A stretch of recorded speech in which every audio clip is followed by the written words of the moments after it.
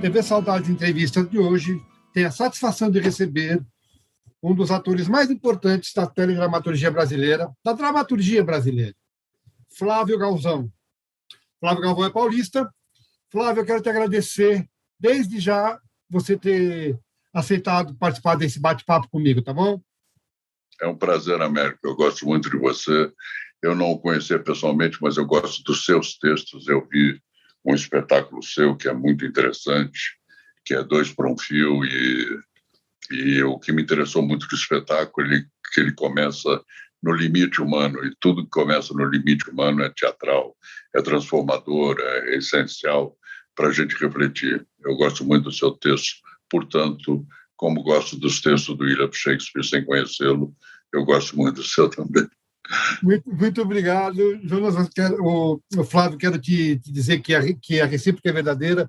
Acompanho o teu trabalho já desde a época da TV Tupi. Da TV A Lenha. Exatamente. Flávio, eu estudei um pouco aqui a tua carreira e queria começar, como eu sempre pergunto com todos os meus entrevistados. Como é que o Flavinho, o pequeno Flávio, se interessou pela arte? Quando é que ele decidiu que esse seria o caminho que ele seguiria? Eu era pequeno e estudava no colégio e teve a festa de Natal da escola e, de repente, me convocaram, porque eu tenho olho claro e tal, para ser tenho o cabelo loiro, para ser um dos 3 reis magos. É evidente que não foi o Baltazar, deve ter sido o Melchior, né? E eu era um menino muito, muito, muito tímido, aquele que se escondia debaixo da carteira para ninguém notar. Eu, no recreio, ficava sempre isolado, o meu negócio é ficar com o livro aberto, não só lendo, mas procurando que não me notassem. E aí, quando eu subi no palco, eu me senti muito, muito disposto, me senti muito, muito bem no palco. Quando subi no palco, eu era uma outra pessoa e tal, os professores até notaram. Aí passou-se o tempo, isso ficou marcado na minha cabeça. Passou-se o tempo, eu quando tinha 14, 15 anos, eu fui ao Teatro João Caetano, que fica aqui na Vila Mariana, aqui em São Paulo, ver um espetáculo de um ator chamado Rubens Correia, que eu nunca trabalhei com ele, infelizmente, um dos maiores atores que eu vi, talvez um dos maiores atores do mundo. Ele era um ator internacional, um ator que poderia ser um sucesso em qualquer lugar do mundo. E eu fui ver O Diário de um Louco, ele fazendo o espetáculo. Eu, para não mentir para você, eu vi esse espetáculo 14 vezes, porque eu fiquei muito interessado. E aí, nessa época, eu estudava francês, estudava num colégio chamado Liceu Pasteur, estudava inglês, e meus pais acreditavam que eu ia fazer o Instituto Rio Branco, fazer diplomacia, e ia seguir o caminho da diplomacia. Aí um dia eu cheguei para o meu pai, que era um publicitário, um jornalista, e disse a ele: olha, eu não vou fazer diplomacia, eu tenho 15 anos e cheguei à conclusão que o meu caminho é ser ator, eu quero ser ator.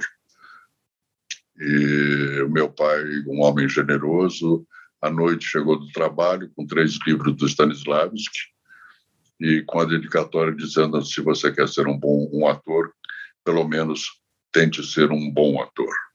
Então eu tive o apoio total de meu pai, da minha mãe. Em seguida, eu tinha vergonha de ir na escola de arte dramática, que ficava ali na Praça Tiradentes, na Avenida Tiradentes, e vergonha, eu era muito tímido. Então, eu prestei vestibular para a USP, entrei na Faculdade de Filosofia da USP, fui fazer filosofia, mas sempre pensando no teatro. E nesse inteirinho, eu comecei a fazer teatro amador, porque eu estava na universidade, comecei a fazer o CPC, que era o Centro Popular de Cultura, que era ligado ao Arena. Posteriormente, eu fui para o Teatro Oficina fazer uma peça do Aldomar Conrado chamada O Capeta de Caruaru. E aí a minha vida começou, aí fui para a dublagem, fui depois, posteriormente, para a televisão. Mas, contando essa tua história, me ocorrem 2 perguntas. Primeiro, os seus pais viram o bom ator que você se tornou, profissional? Chegaram a ver. Não sei se eles viram um bom ator, mas eles me viram várias vezes em cena, porque eu sempre fiz muito teatro. Você falou que você fez muito tempo de teatro amador. Você é fluente no francês e no inglês? Como é que é? Você falou que estudou francês e inglês. Você é fluente no francês, no inglês? Eu já fui, eu já fui fluente no francês. Hoje eu não tenho, não. Não, eu fui para o Marrocos gravar e me vi bem. Eu vou a Paris, eu me dou bem em Paris. Vai voltando com o tempo, né? Você deixa de exercitar, vai voltando com o tempo. Inglês, eu falo bem inglês também, me dou bem em inglês.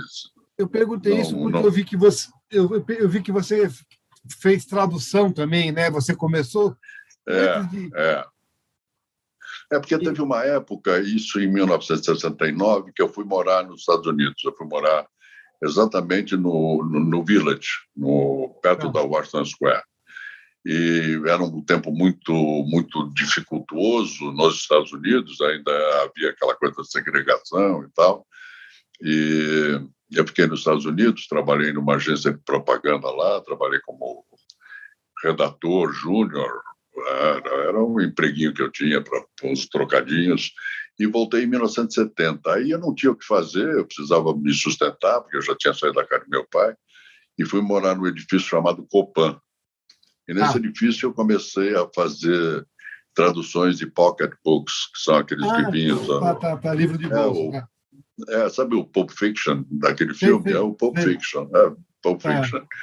E comecei a fazer traduções, aí eu fui trabalhar na IC, Arte Industrial Cinematográfica, São Paulo. E lá eu traduzia, eu dublava e dirigia.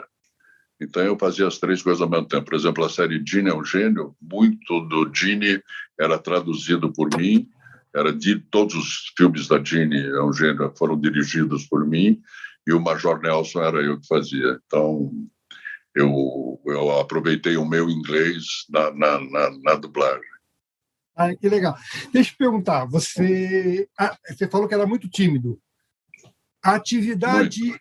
a atividade te ajudou com a timidez? Você deixou de ser tímido ou você lida melhor com a sua timidez por causa do teatro? Eu Ou não convivo, mexeu em nada? eu convivo melhor com a timidez por conta do teatro, mas principalmente também por conta da terapia, né? Eu fiz terapia durante algum tempo, fiz terapia no Rio de Janeiro com Miguel Chalub, faço terapia aqui em São Paulo, que é um terapeuta pontual. Você tem um problema e você liga para ele e fala assim, o problema tal é esse tal. Ele sabe não te dar uma cura, mas sabe fazer com que você administre aquele problema de uma forma que seja mais saudável. Mas o teatro me ajudou muito a desenvolver isso que está acontecendo agora. Nós dois trocarmos, nós dois conversarmos.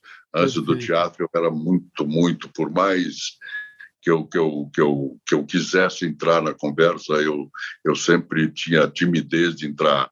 Não um complexo de inferioridade, timidez mesmo, de ficar com o rosto vermelho e tal, de ficar ruborizado. Era tímido, Que, né? Muito que tímido. bacana, que Era história tímido interessante. a ponto de não comprar um sapato numa loja para não ter que falar com o vendedor. Então, era Nossa, complicado. era tímido, Era complicado. nesse nível a timidez? Nesse nível. Era uma timidez imensa. Eu me lembro que eu passei na porta da escola de arte dramática, que era o ideal da minha vida.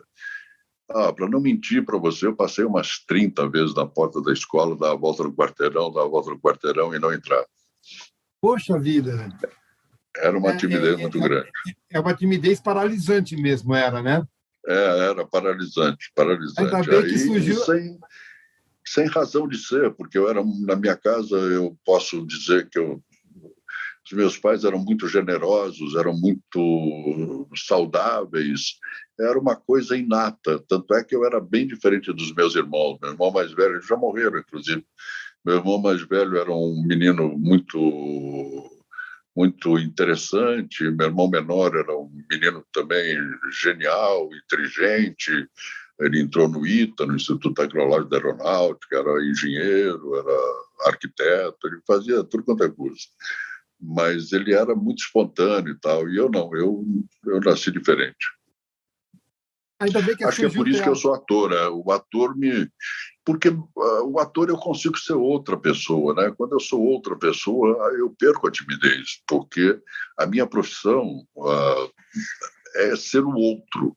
A minha profissão não é uma profissão de celebridade, né? A celebridade ela é uma coisa instantânea que acaba. Minha profissão, o prazer da minha profissão é eu não ser o Flávio, é eu entrar em cena e falar assim, nossa, quem é esse cara? Né? De onde ele surgiu? Que tique diferente é esse?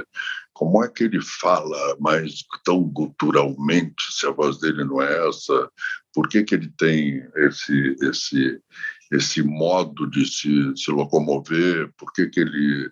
E tudo isso... eu não sou adepto do método do Stanislavski, não, do método do Actors Studio, né?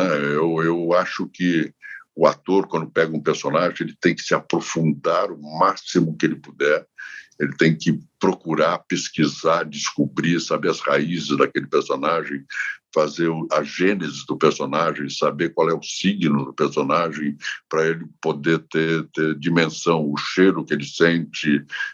O Actors Studio e o método do Lee Strasberg faz com que você comece a viver o personagem. E, às vezes, você não está vivendo coisa nenhuma, você está vivendo a sua própria vida de uma maneira inconsequente, simplesmente inconsequente.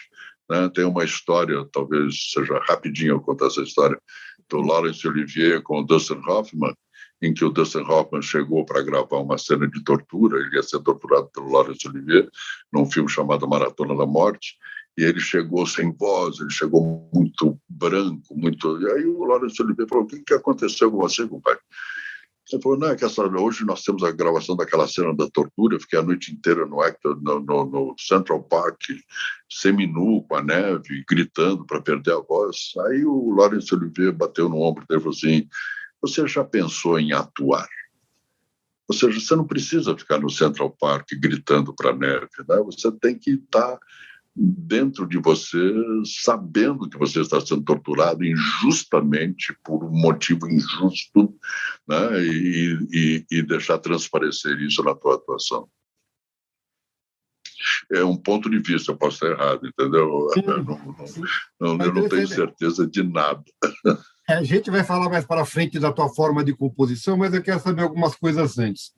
Você me disse que não teve a formação clássica de um ator, mas você teve o caminho clássico, né? Começou com teatro, depois foi para cinema e TV.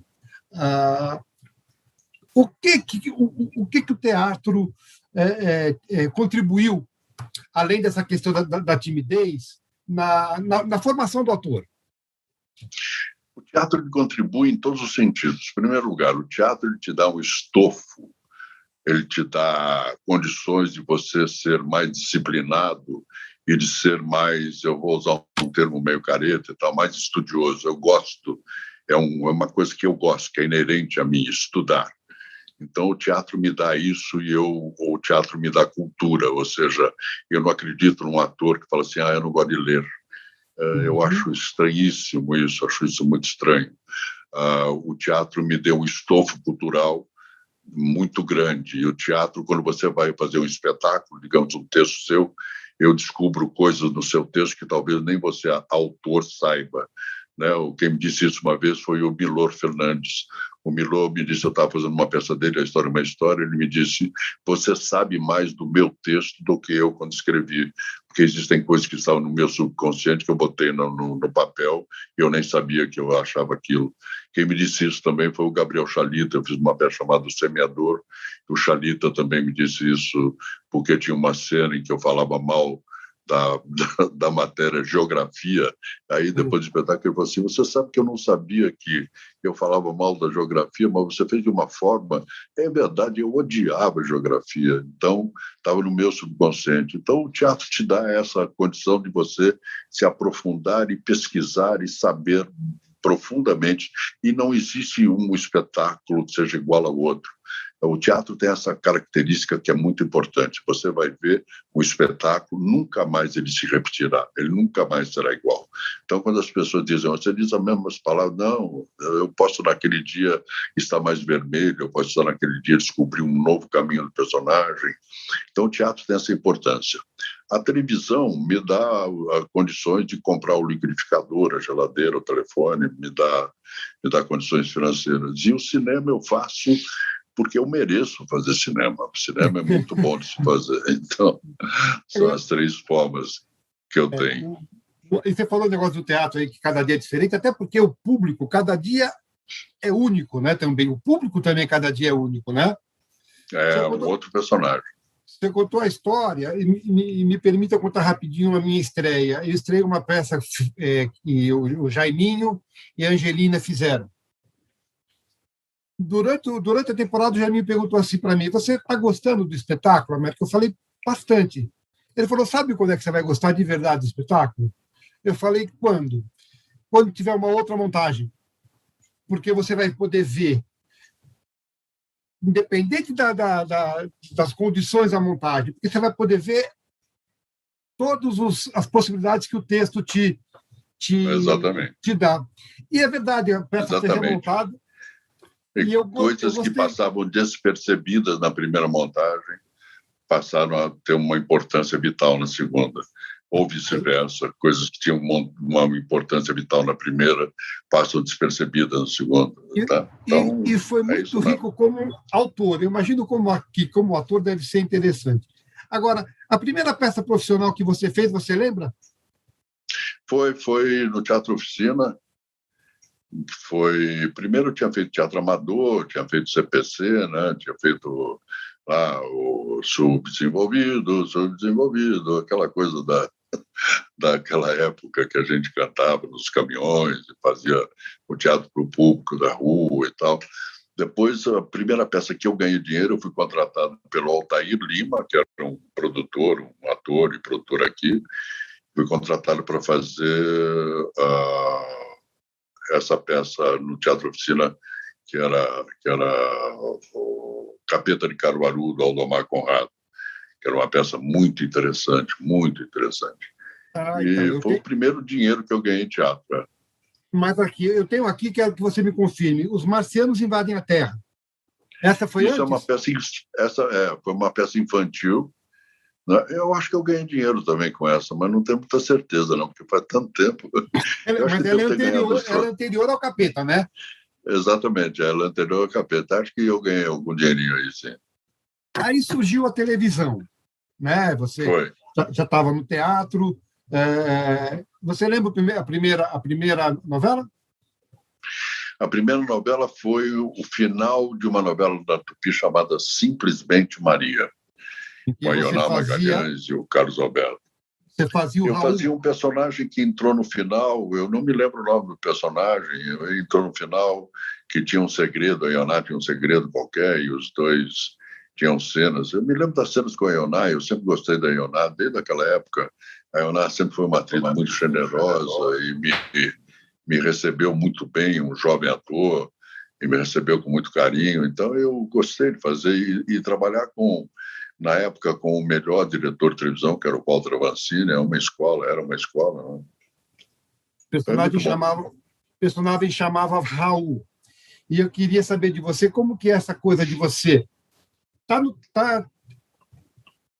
ter a linguagem do teatro e ir para a televisão, uma nova linguagem totalmente diferente. Como é que foi para você o impacto?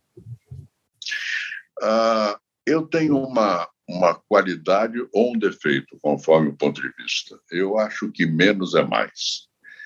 Então, mesmo no teatro, se eu tenho que fazer um gesto grande, o meu gesto será grande e de impacto de uma forma em que eu não precise exacerbar. Na televisão, se o meu gesto tem que ser grande, ele será pela metade. Mas o ato de atuar, eu não gosto da palavra representar, né? Eu não represento, eu atuo. O ato de atuar, ele te leva a exercícios dentro de você que você sabe a medida certa, né? Isso o ator que pensa, que raciocina. Eu gosto muito de fazer um exercício antes da cena com o ator com quem eu vou contracenar, de falar para a gente ter o mesmo tom, para que um não fique mais alto que o outro. Então, eu falo uma palavra, ele repete a mesma palavra naquele tom, eu abaixo o tom, ele repete no mesmo tom. Então, para representar é ruim, atuar é bom. E cinema é um pouco menos ainda, porque a tela é muito grande. Então, você tem que ter muita coisa por dentro para poder botar para fora, né?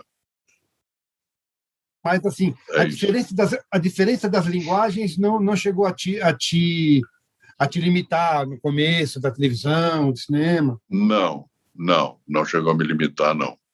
Não, mas eu aprendi também, eu vou ser bobo, vou dizer uma coisa boba. Eu sou esperto, então eu procurava sempre ficar do lado de quem sabia mais. Então eu aprendi muito com Cláudio Correia Castro, com Jean Francesco Guarnieri. Eu estava sempre do lado daqueles que sabiam mais do que eu. Você estava falando que você é esperto, que você aprendeu muito com Guarnieri, com o Cláudio Correia Castro, com a própria Leonardo. Exato. Carlos Alberto. Essa peça que a gente falou era de 1967. O último trabalho no teatro, até onde eu sei, foi aquela peça que eu vi da Galileia. Sua primeira direção. Foi. Minha primeira direção em teatro foi... Televisão eu já tinha dirigido antes, mas em teatro foi a primeira... Não, foi a segunda direção. A primeira foi com o Cláudio Correia Castro, com o Carlos Alberto e aquele menino que fez um filme com a Fernanda, não me esqueço o nome dele agora, chamava-se Obedientemente Seu, Orson Welles, que é uma peça de um amigo meu chamado Richard Francis, que fala sobre o Orson Welles em tempo de decadência e tal. Nós íamos montar, nós fizemos espetáculos abertos para público, para ver como é que o público se sentia e tal, e nós íamos fazer a montagem definitiva, mas o Cláudio ficou doente, aí o projeto explorou. Mas a primeira peça que eu dirigi, que foi em cena, foi Dois Perdidos, fazendo com que as meninas não parecessem meninos, fossem meninos. Né? Interessante essa ideia. De quem foi essa ideia? Foi sua, Flávio?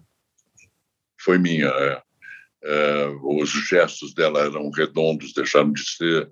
Ser homem é uma coisa difícil para a mulher, né? Ser mulher é mais simples para o homem. Né? Se bem que o homem, quando faz mulher, vira uma caricatura. Precisa tomar muito cuidado, né? Precisa tomar bastante cuidado.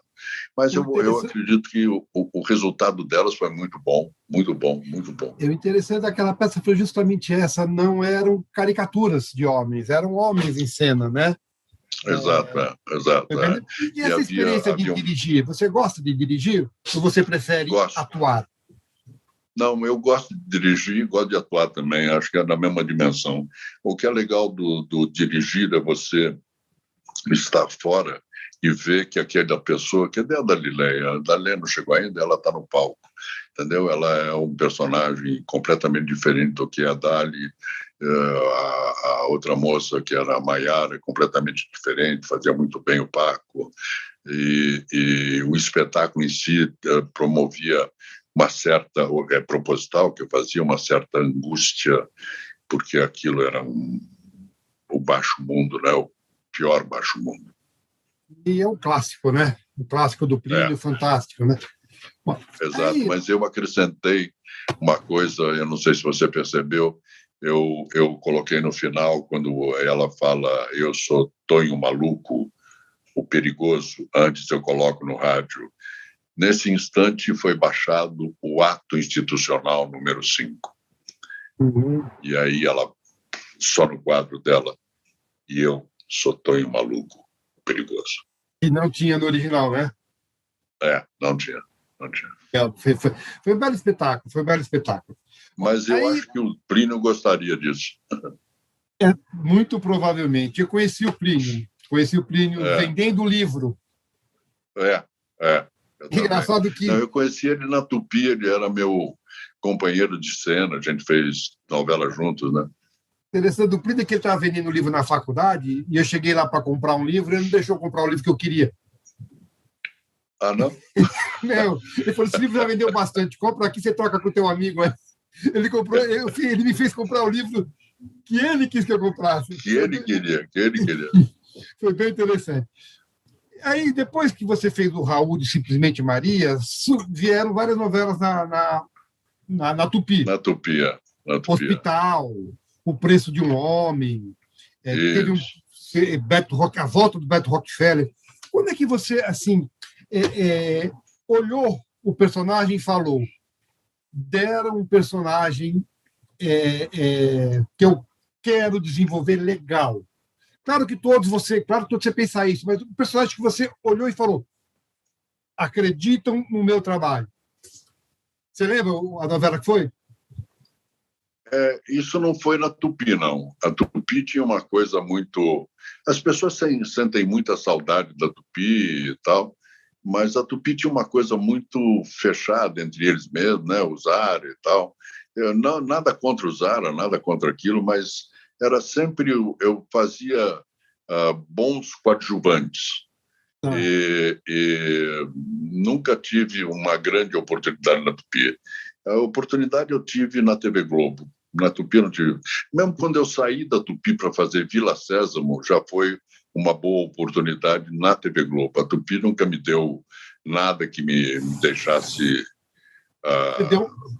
Você deu uma saída para fazer Vila Sésamo e depois você voltou e fez várias novelas na Tupi até Exato, Dinheiro Vivo, né?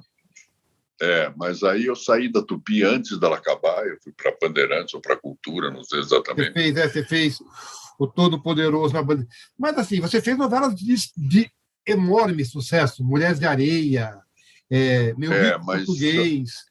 Mas a pergunta que você me fez foi se eu senti que era para deslanchar. Né? Não, era um bom coadjuvante. E onde é que foi esse trabalho de deslanchar que você sentiu? Eu acho que o primeiro trabalho de deslanchamento foi exatamente quando eu fiz o Raul Monteiro no Corpo a Corpo. E é o diabo. Já em Amor com Amor se Paga também foi um bom personagem que tinha um núcleo só dele. Depois eu fiz Tieta, que era um excelente personagem, né? Corria junto com o tronco principal da novela. E na Tupi eu não cheguei a ser, eu era mais o amigo do mocinho, né? Tá. Não, nenhuma crítica, nenhuma queixa. Eu acho que até foi útil para mim, porque talvez não tivesse ainda experiência suficiente para ser o protagonista. Acho que a vida corre em ondas feito mar, os bondes andam em cima dos trilhos e nosso Senhor Jesus Cristo morreu na cruz para nos salvar. Então, deixar as ondas virem e os bondes andarem em cima dos trilhos. Está tudo certo, não houve nada premeditado contra mim, não houve. Havia um grupo fechado que sempre fazia os melhores papéis. Eu percebo assim no trabalho seu que você tem alguns vilões, tá? E você também tem alguns, mesmo na Tieta, ele tinha uma coisa de comicidade, era o comandante Dário, né?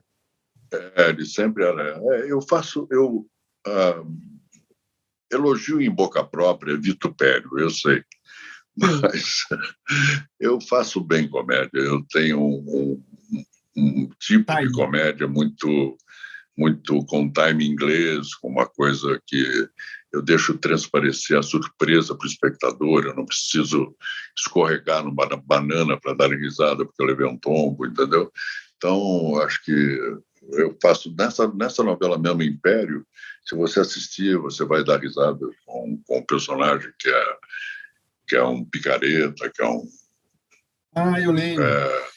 Essa coisa da comédia, tem uma coisa que me incomoda, que eu também sempre pergunto nas entrevistas que eu faço, Flávio, que é o seguinte: é senso comum que fazer rir é mais difícil que fazer chorar, que a comédia é uma coisa difícil de fazer.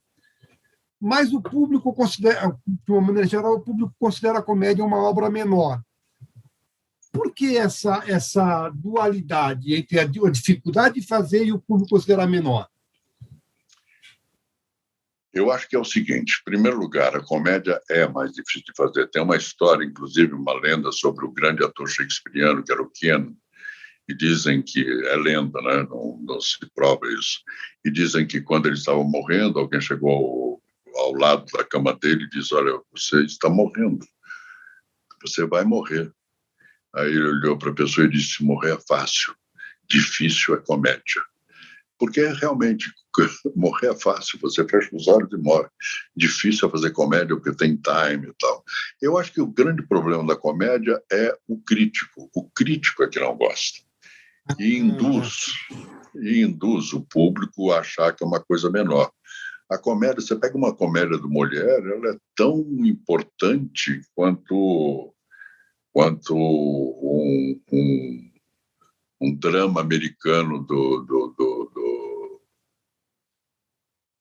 Joe Fant, né? Tão importante quanto tem comédias inglesas que são brilhantes. Você pega Feydeau, na França, que tem comédias brilhantes e que mostra a sociedade, Molière, que mostra a sociedade como ela é, né? De uma forma risível. Eu acho que a forma risível é a melhor forma que você tem de impregnar a pessoa. E eu estou fazendo isso e tal. Eu aceito que a pessoa seja assim. Eu acho a comédia uma coisa muito importante. Acho que é evidente que eu gosto de dramas, eu gosto da Morte do Caixeiro Viajante, eu gosto de ver grandes atuações, tá? Eu gosto de A Longa Jornada, Noite Adentro. É evidente que me dá prazer em ver grandes intérpretes, mas a comédia é muito prazerosa e é muito interessante de se ver. É evidente que existem comedinhas tolas, mas isso também existem dramas tolos, né?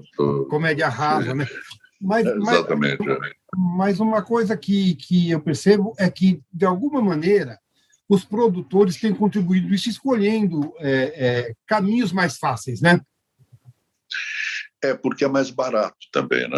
Então, se você fizer uma comédia do Feydeau, que tem 18 portas, onde uma pessoa abre uma porta e sai pela outra, acaba de dizer uma frase, entra e tal, é muito mais complicado.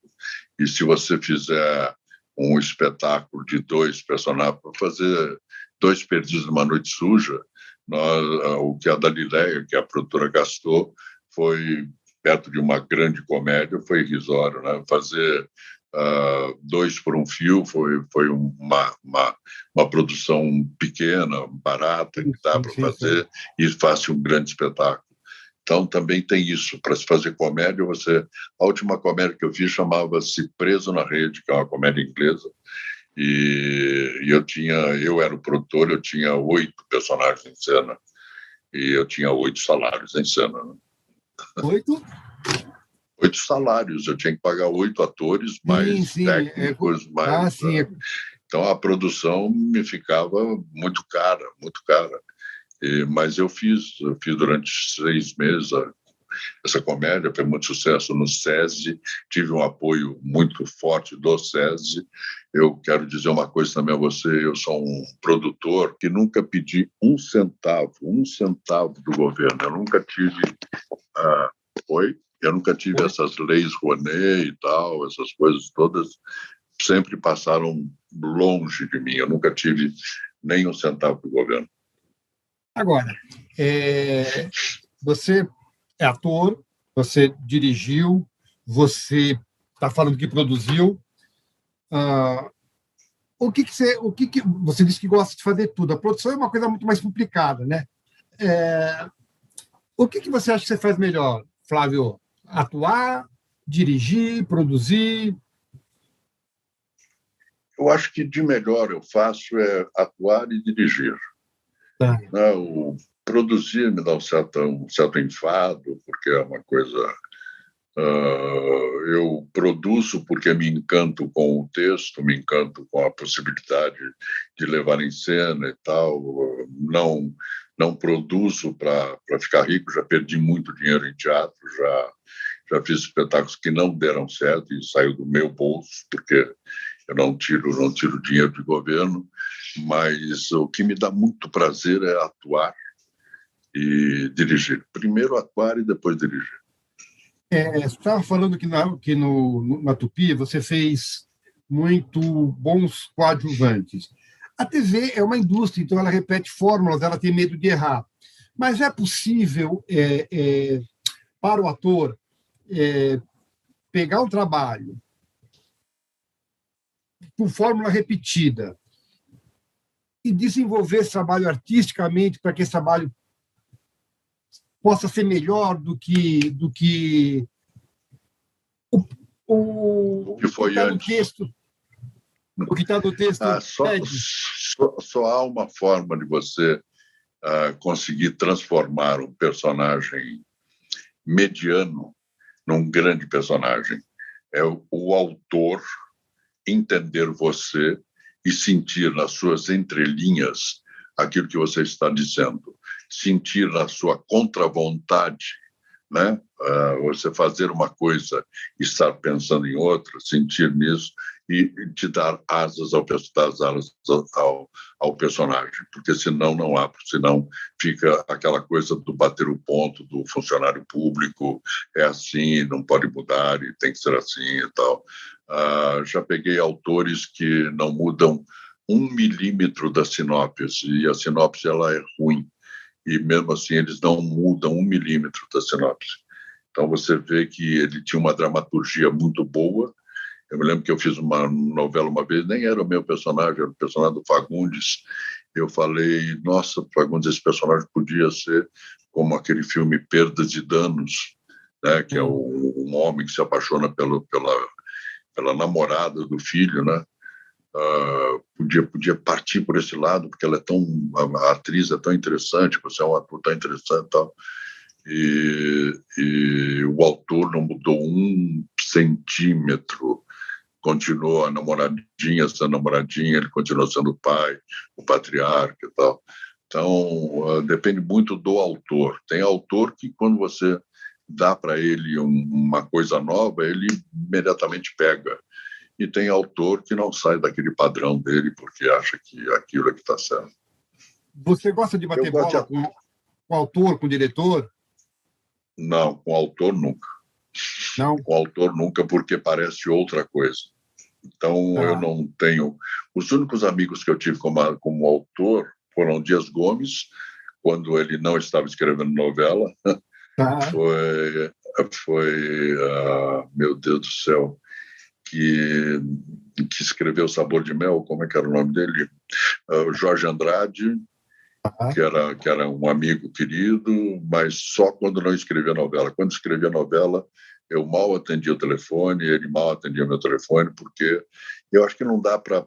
Eu conheço atores que chegam na televisão e dizem vai acontecer isso, aquilo outro na novela, porque ontem eu jantei com o autor, não sei aonde, eu fui na ópera com não sei quem e tal. Tá bom, mas não é minha cabeça, não é assim. Com o diretor, sim. Com o diretor é importante, né? Com o diretor é importante porque você une 2 criatividades. Né? Você tem uma criatividade, você pode acrescentar à direção alguma coisa e a direção pode te dar uma luz sobre outra coisa qualquer que você não tinha percebido. Né? Então, por exemplo, eu gosto muito do Edgar, esse que está dirigindo Gênesis, porque Edgar é um jovem diretor muito inteligente, muito competente e que tem uma lucidez e tem uma cultura muito grande, principalmente uma cultura de cinema muito grande, então ele sabe muito. E eu gostava muito de conversar com a Beck também, que é o filho da Vancini. São jovens diretores, tem diretores jovens muito interessantes que te dão luzes, né? Aliás, eu gosto da juventude, eu sou muito chegado à juventude. Né? A gente vai falar sobre isso também daqui a pouco, mas eu queria ouvir tua opinião sobre uma discussão. Eu acho que você, como ator, vai ter uma opinião um pouco diferente da minha como autor. Mas isso é uma grande discussão. O bom texto feito por maus atores é pior do que o bom ator fazendo texto ruim? O que é pior? O que incomoda mais? O bom ator fazendo um texto ruim, será sempre um desastre. não existe, não há possibilidade de você fazer um bom espetáculo se não tiver um texto que seja bom. Só o que sobrevive, o que sobreviverá, será você com os teus textos. Daqui a 100 anos, alguém irá na biblioteca, não sei das quantas, pegará o teu texto e vai refazer o teu texto. Só um bom texto é que sobrevive. Um ator não consegue transformar um mau texto num bom texto. Não há possibilidade, porque é ruim, não tem o que fazer. Não há criatividade, eu não sei. Eu não sei acredito se é exatamente diferente. nisso. Eu acredito exatamente. O bom texto vai ser bom texto sempre.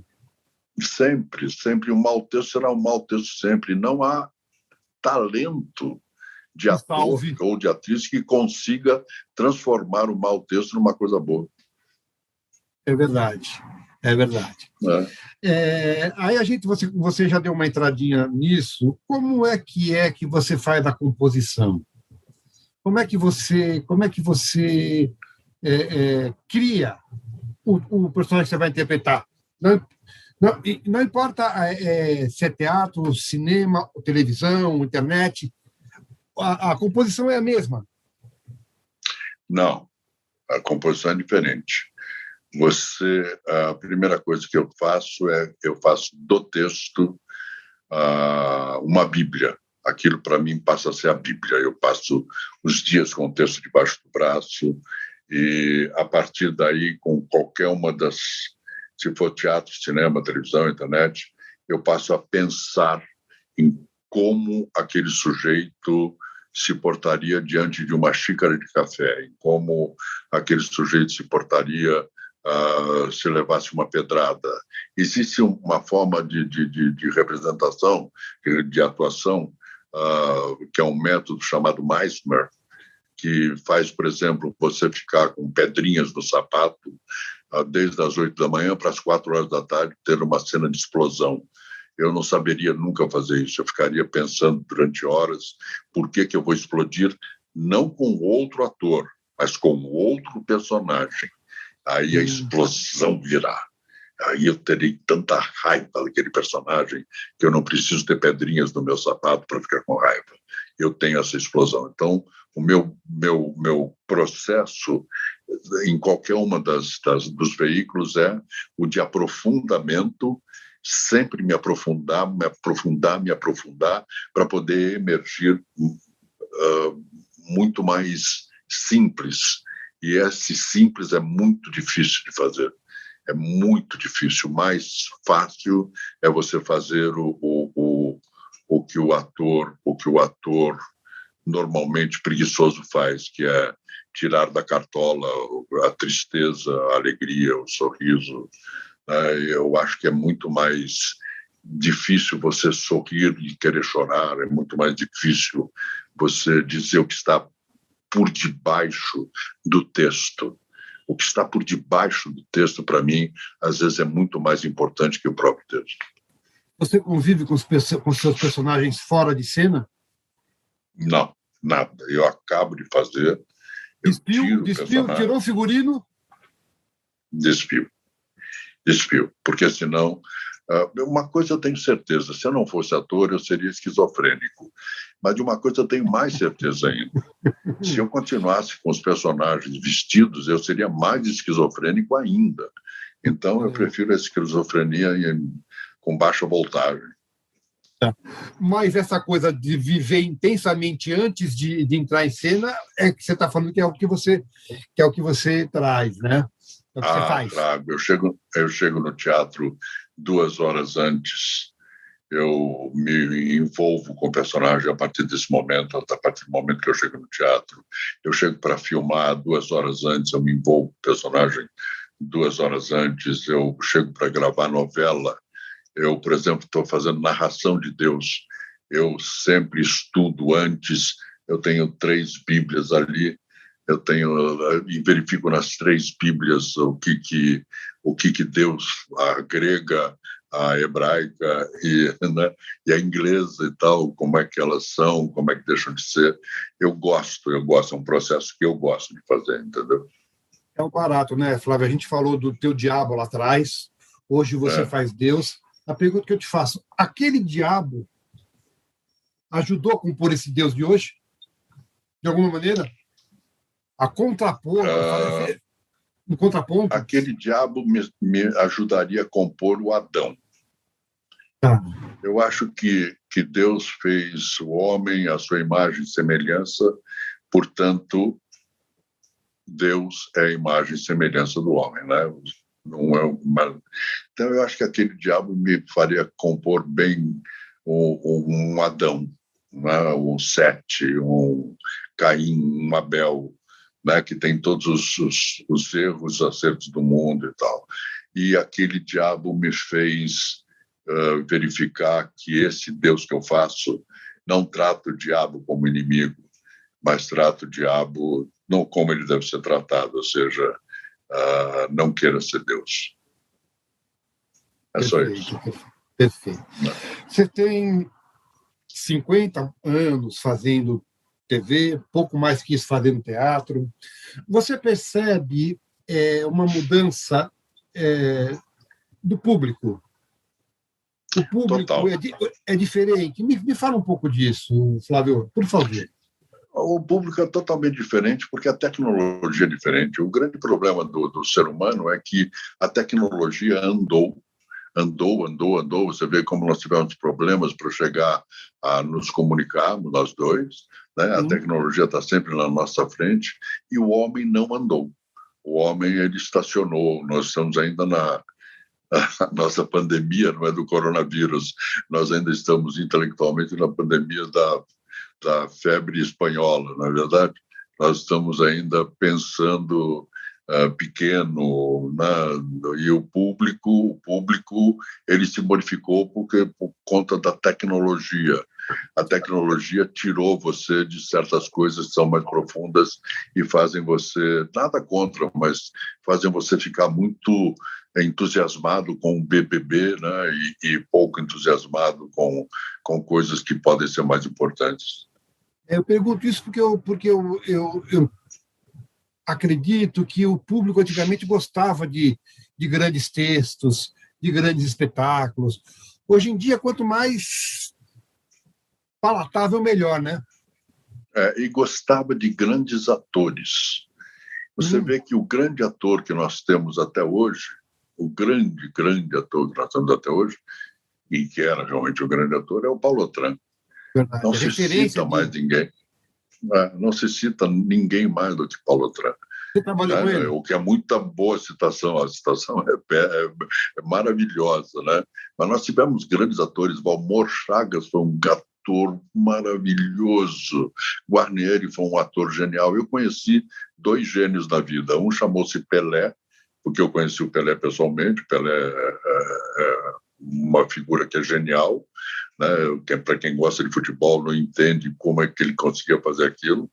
E conheci outro gênio chamado Gianfrancesco Guarnieri, que era genial em tudo que fazia.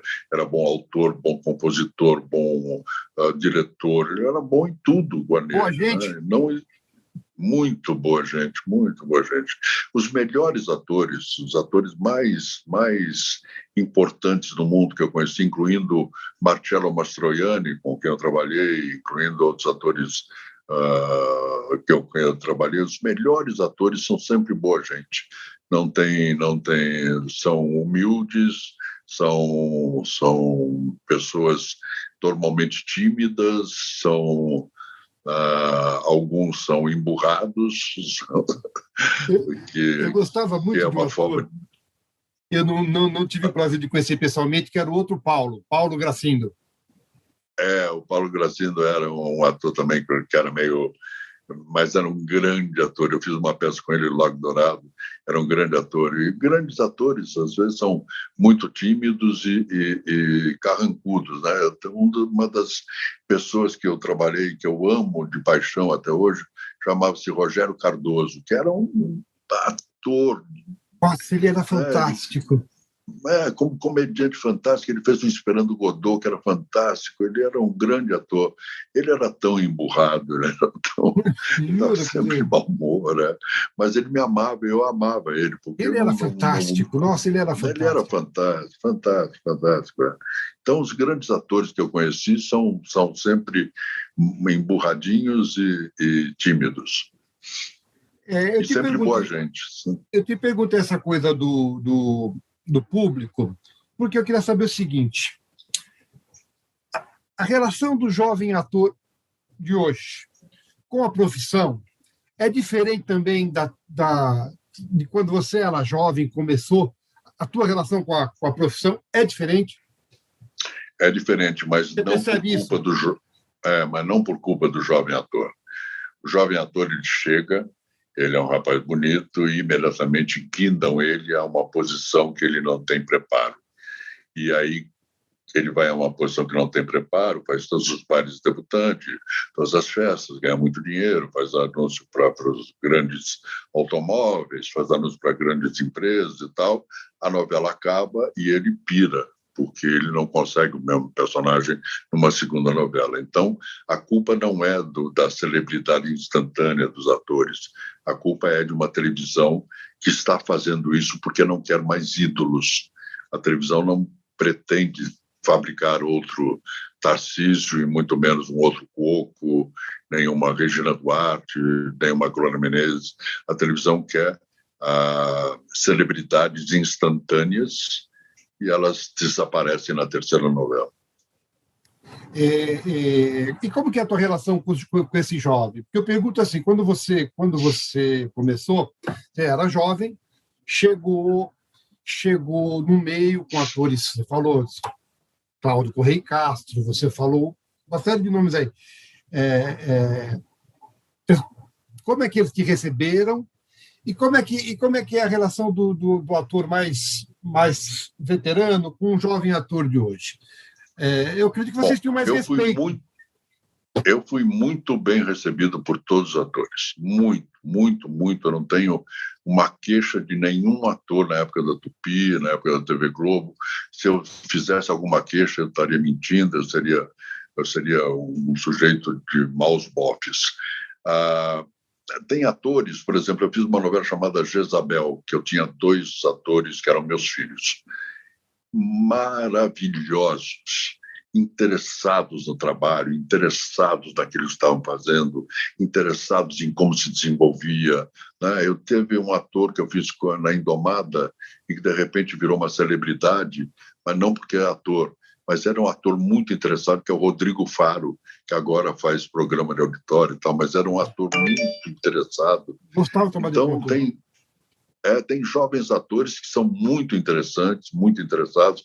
A Ju Nust, que é uma atriz muito interessante. Como chama? O Sérgio Maroni, que é um ator muito interessante. Tem atores jovens muito interessantes. O ator que não é muito interessante, você pode ter certeza que ele faz 2 novelas e desaparece.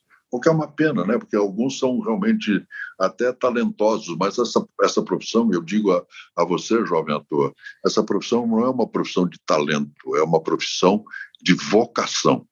Você pode ter um talento muito grande, você faz espetáculo na sexta, se você não tiver vocação e não tiver trabalhado, no sábado você perde a voz.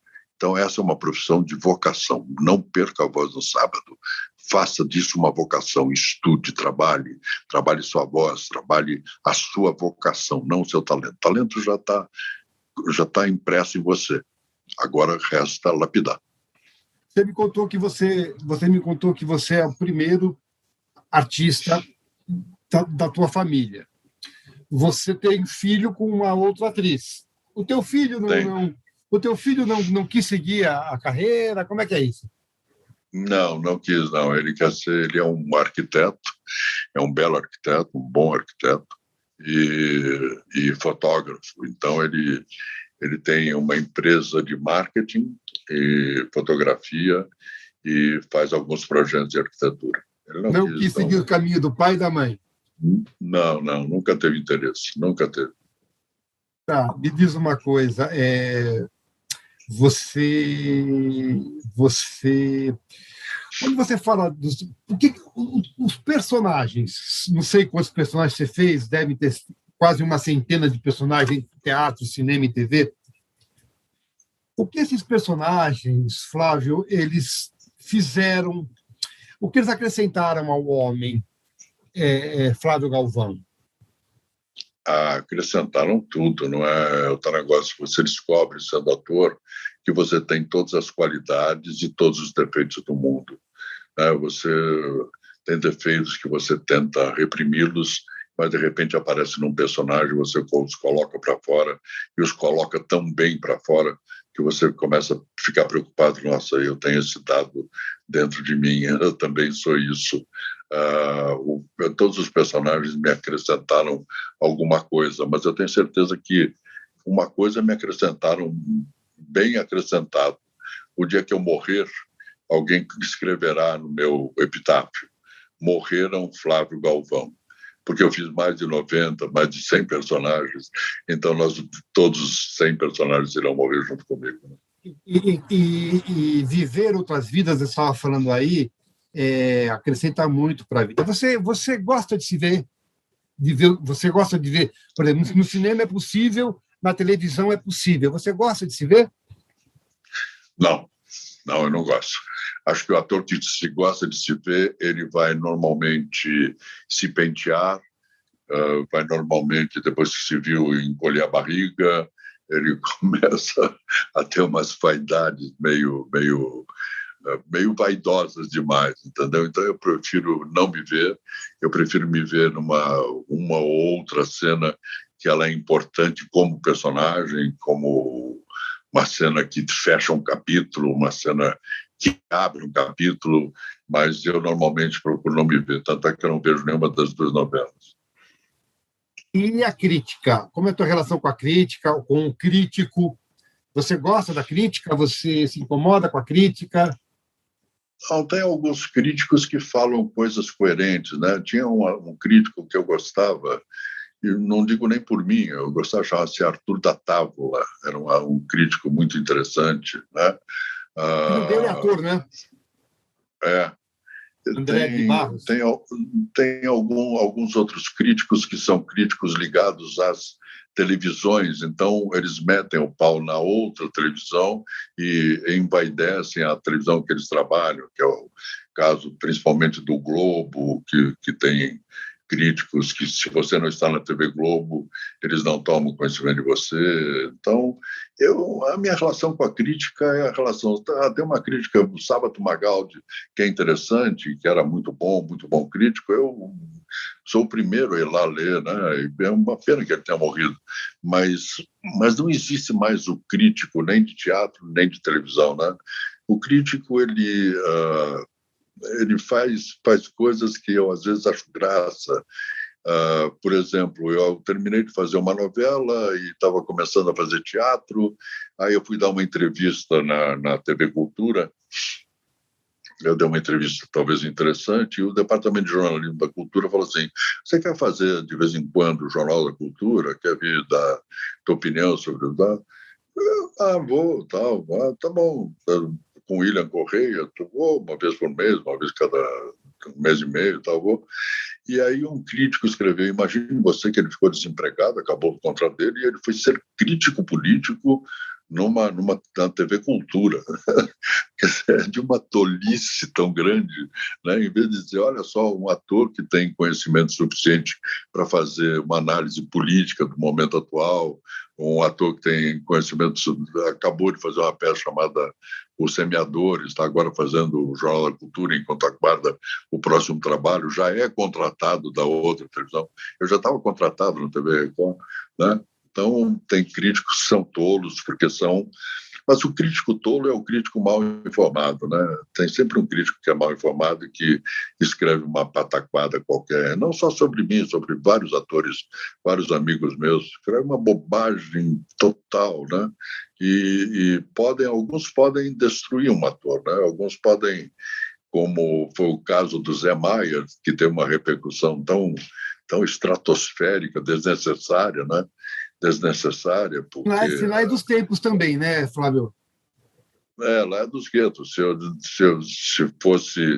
Se fosse verdadeira aquela coisa, uma por todas e todas por uma, aquele outro ator, que eu não digo o nome, cuspiu na cara de uma mulher, também teria sido escorraçado de lá, né? Não foi. Então, lá são guetos muito fortes. E você trabalhou, inclusive, com esse ator. Eu estou preocupado com o teu horário, a gente teria mais coisa para falar, mas eu respeito muito isso, eu vou preparar para o final, tá? Você disse que é crítico, você disse que você não gosta de ver porque você é muito crítico, que a tua relação... Você, quando vai ver um colega, ou quando vê a cena de um colega, você comenta? Comenta. Eu tenho uma qualidade que eu aprendi ela com um grande diretor chamado Flávio Rangel. O Flávio me ensinou uma coisa: eu não consigo ir ao teatro sem gostar de alguma coisa. Eu entro no teatro, sento, vejo o espetáculo, alguma coisa eu tenho que gostar. E quando eu gostei de alguma coisa, eu vou e digo: olha, eu gostei disso muito, muito, parabéns. Posso ter não gostado de muita coisa, mas me reservo o direito de ficar para mim, a não ser que seja muito amigo meu e que depois de um jantar eu digo: olha, naquele momento ali não é legal, isso, aquilo, por aquilo outro. Mas eu sempre me proponho a gostar do que estou vendo.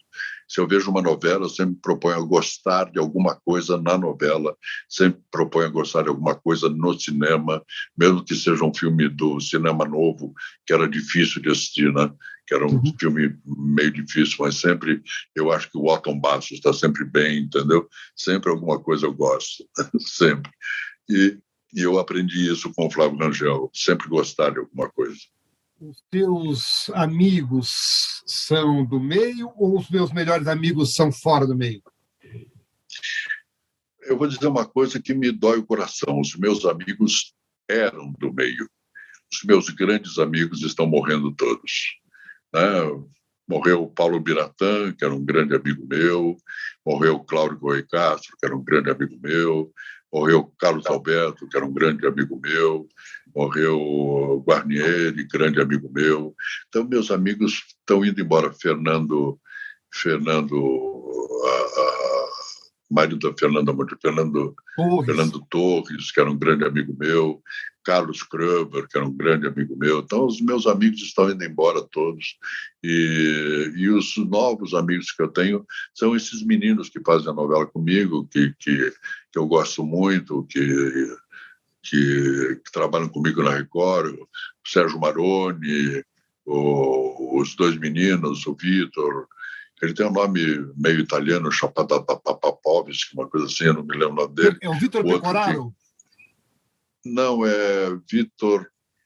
Eu não me lembro o sobrenome dele, eu sei que é um chapa, não sei o que, ele fazia meu filho. E o outro menino, que é o Daniel, que é neto do Billy Blanco, que é um autor de música popular brasileira, que eu gosto muito.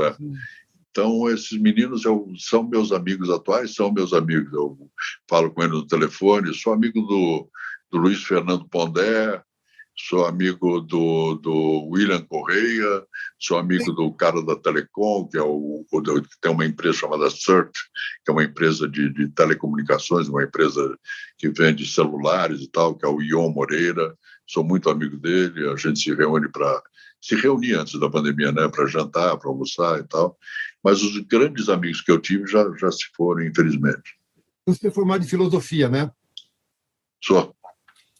3 perguntas rapidinho para a gente acabar, tá? Primeira coisa, como você vê o caminho da teledramaturgia com essa coisa de série, seriado que tá crescendo? Como é que você vê isso? A pandemia terá que ser tratada na dramaturgia, de qualquer jeito. Como é que você vê isso? Projetos e alguma coisa que você queria ter feito e não fez ainda. São as 4 perguntas que eu queria para terminar. Vamos por etapas. Projetos. Eu tenho 2 projetos. Um é fazer uma peça chamada O Confessionário, que é uma peça que está sendo escrita para mim. O outro é uma peça do William Shakespeare chamada o Mercador de Veneza, que a gente já está em fase de pré-produção há 2 anos. Então, eu quero fazer o Mercador de Veneza, que tem um personagem que é um judeu chamado Shylock, que me fascina muito. Esses são os projetos. A pandemia vai ser tratada, sim, na dramaturgia, porque nós não sairemos incólumes dessa pandemia. Ela ficará aí por algum tempo, pelo menos no conceito popular da coisa, né? A gente sempre terá a pandemia presente. E a primeira pergunta que você me fez era sobre o caminho da dramaturgia com esse negócio de série, seriado, que está crescendo muito. Tá. Eu acho que a dramaturgia ela vai entrar no momento dos drops. Ou seja, vão ser séries de 7, 10 capítulos da teledramaturgia, né? A teledramaturgia vai entrar em momentos de drops, por 7, 10, 20 capítulos, e jamais voltará a ter uma novela de 180, 200 capítulos, porque as pessoas têm muitas plataformas hoje em dia para se comunicarem. Então, as pessoas ficam no YouTube, ficam no streaming da Netflix, ficam no streaming da Universal, ficam no streaming da Paramount, da Disney e tal, e as pessoas estão virando Boni, né? O diretor de programação de si próprio. Eles mesmos fazem a grade, eles mesmos fazem o que eles querem. Então, a dramaturgia virará drops e abrirá caminhos novos para jovens atores, jovens diretores. A dramaturgia vai continuar firme e forte, até porque a pandemia vai nos obrigar a ficar mais em casa. A pandemia, eu não acredito que ela, no próximo ano, ela talvez tenha uma amenizada com as vacinas, mas a pandemia estará presente nos nossos subconscientes e a gente terá que continuar tomando cuidado. Eu digo, aproveitando os seus telespectadores, tomem cuidado, usem máscara, álcool gel, procurem distanciamento social, procurem ficar em casa e vamos torcer. E leiam muito, aproveita para ler é bom, ler é muito bom. E vejam muita série, né, também. E vejam muita série, mas ler é melhor do que ler, porque quando você lê, você faz a série na tua cabeça, você inventa a série, você sai de você mesmo, você vai para um outro plano e tal. E você pode até virar um bom dramaturgo, você pode até virar um bom cineasta, se você pega um filme ou um texto que seja muito interessante, dê asas à sua imaginação para virar um grande cineasta. Né? Você falou isso e me remeteu a uma pergunta que me escapou. Produtor, ator, diretor, você nunca pensou em escrever? Ou você escreve? Já fez alguma coisa? Eu vou contar uma coisa que pouca gente sabe. Meu primeiro emprego foi num lugar chamado BMS Propaganda. O segundo foi na Jefferson Propaganda. Eu era redator de propaganda. Eu vivia de escrever. Eu ganhava mal, mas vivia de escrever. Flávio. Eu nunca senti vontade de... Eu gostaria, por exemplo, de sentar com você e escrever junto com você. Escrever a 4 mãos me interessaria porque a gente trocaria ideias. Agora, sentar e virar um Dostoiévski, eu tenho certeza que jamais viraria, entendeu? Eu tenho certeza que eu posso ajudar em ideias, eu posso ajudar em diálogos, eu posso ser conciso, eu posso ser como o Hemingway falava, por que você escreve tão concisamente e tão bem? Ele falou assim, porque eu era obrigado a escrever 4 colunas para descrever a guerra na Espanha. Então, ou eu era conciso ou não tinha coluna. Então, eu acho que eu tenho essa concisão, eu acho que eu posso ter um amigo como você, por exemplo, que a gente possa escrever juntos. Seria um prazer para mim, viu? E faríamos um bom trabalho. Mas sentar sozinho, eu acho que eu ficaria escrevendo e reescrevendo sem fim, essa casa ficaria cheia de papéis escritos e eu não chegaria a lugar nenhum. Eu estou preocupado com o teu horário, espero que você tenha gostado. Eu gostei muito. Já fica o convite. Eu gostei muito. Já fica um convite para um próximo bate-papo um pouco mais na frente. Faltou você dizer alguma coisa que você gostaria de dizer, alguma pergunta que eu não te fiz? Duas coisas que eu gostaria de dizer. Primeiro, eu gostei muito de ter feito essa conversa com você. Acho que ela foi muito proveitosa para mim. Eu consegui me ver na conversa. E quando a gente consegue se ver na conversa é porque ela teve proveito. Segunda coisa, você me deve um texto. Eu estou cobrando... Você não prometeu, mas eu minto. Eu digo que você prometeu. Eu vou te mandar aquele que eu tenho para você avaliar, para mim, para você dizer o que você acha. Eu faço como o Oswald de Andrade. O Oswald de Andrade fala uma coisa que é verdadeira. A gente só rouba quem se ama intelectualmente, né? A gente rouba intelectualmente quem se ama.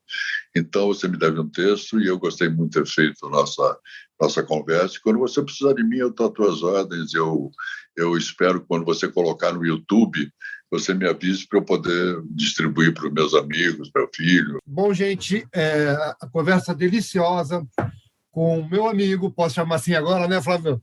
Pode, claro. Flávio Galvão, que contou aí um monte de história interessante, a sua visão da carreira, a sua visão da profissão. Flávio, muito obrigado pela disponibilidade, pela simpatia, pela paciência comigo. Um grande abraço. Foi ótimo. É uma pena que eu tenha compromisso, senão a gente ficaria aqui a noite inteira, mas eu tenho um compromisso mesmo com a Casa Blanca e tenho que sair correndo para gravar, não tem jeito. Muito obrigado.